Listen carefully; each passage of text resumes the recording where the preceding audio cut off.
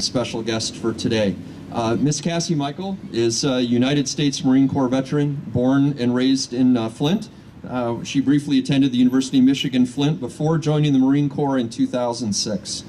As a combat engineer, she was responsible for the construction of combat outposts, and while on her first deployment to Iraq, she served on Team Lioness. These female engagement teams, as they came to be called, provided security for combat forces by screening Iraqi women for weapons and suicide vests in deference to the norms of their society as far as interacting with men.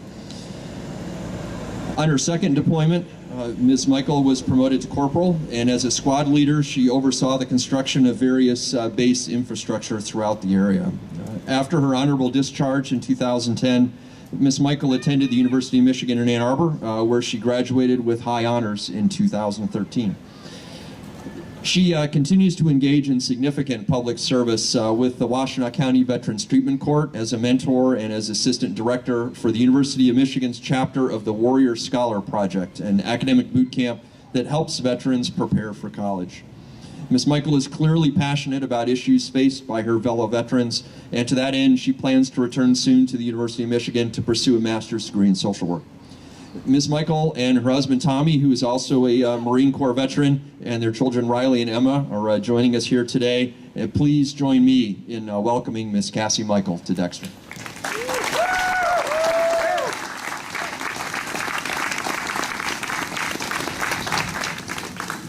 Thank you. My family and I are excited to be here and a part of this celebration. We so enjoyed your wonderful parade, my son especially. Okay. The city and the people of Dexter are so welcoming and hospitable, and I am honored to be here to have this opportunity to speak with you all on this Memorial Day. You are not a veteran. This is the follow-up phrase I most often hear whenever someone discovers my military past. I usually just smile at them and tell them that I am and that I served in the United States Marine Corps. Then I explain that I was a combat engineer and deployed twice to Iraq. Also that I participated in Team Lioness, a female engagement team trained to search Iraqi women for contraband and explosives. My version of the war is not what you see on TV. However, I faced each day knowing that tomorrow was not always guaranteed. If I asked you to visualize a veteran, what would you see? Now, I don't mean to generalize or stereotype, but my guess would be that you didn't imagine someone like me. I'm not here to talk about gender inequality, but I am here to encourage all of us to change the ways in which we imagine this new generation of veteran. We are so diverse and so different, and we have each experienced the military in many various ways.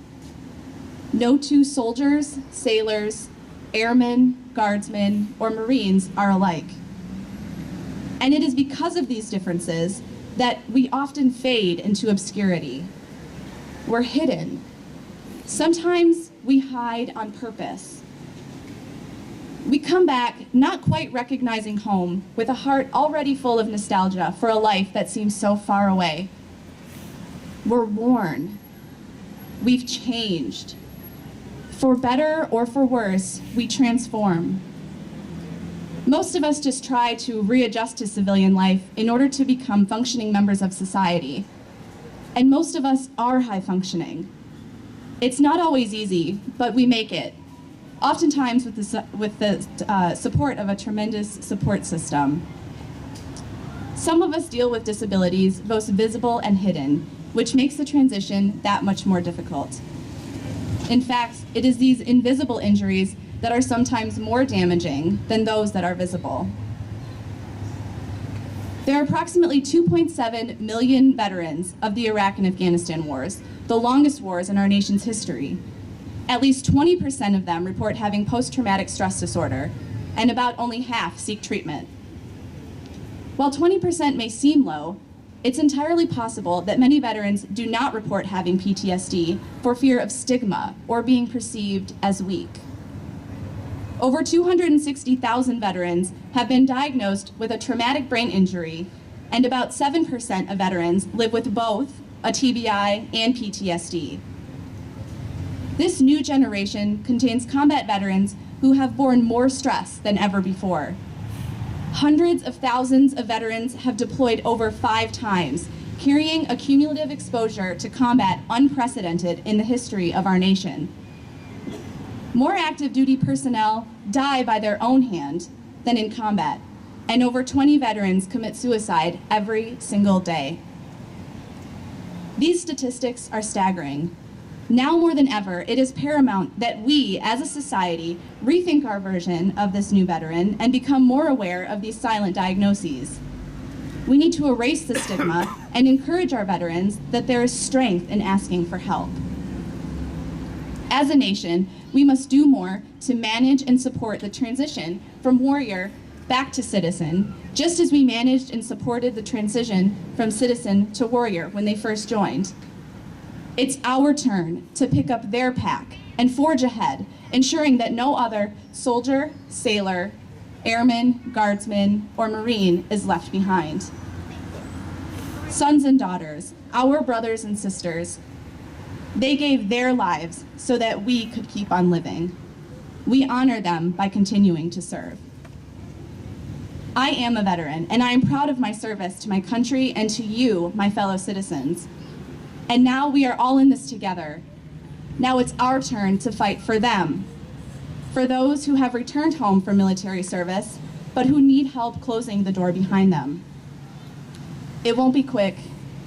It won't be easy. Are you up for the challenge? Thank you.